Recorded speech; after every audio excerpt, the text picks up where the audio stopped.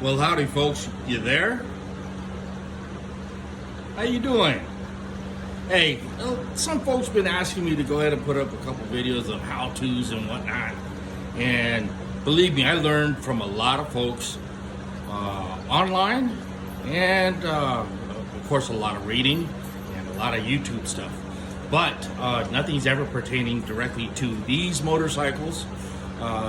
The Indians built out of Gilroy, California from 1909 to 2003. So what you see in front of you is the current project, the 2000 cheap Rusty Cloud, as I call it.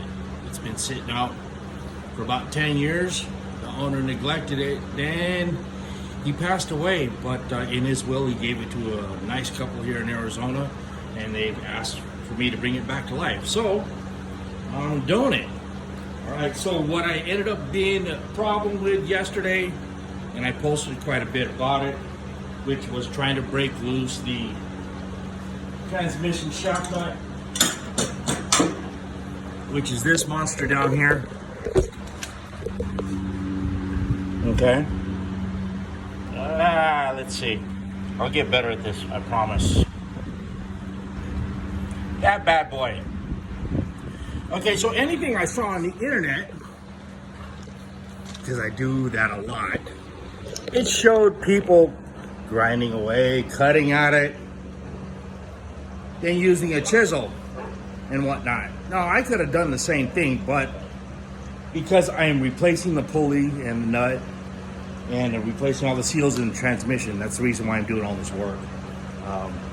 Because it's bound to leak once the sucker gets rolling again after sitting for so long.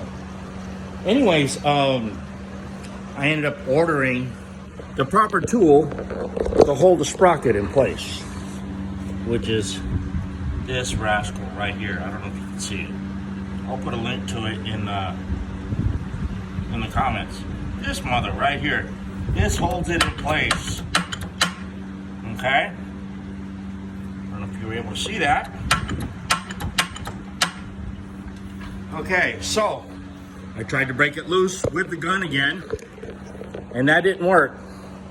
10 minutes later, I came outside with the old trusty breaker bar, the proper socket for this thing, which is 1 7/8, and it's a deep socket. It also comes with a support piece that goes on the splines, which is, again, this piece right here. The screws right on there. It holds the socket steady as you're trying to break things loose. Smart. So, I've been a fan of using whatever tools I had, making my life a lot harder, but getting the job done and feeling great. The only thing is, this was taking way too long.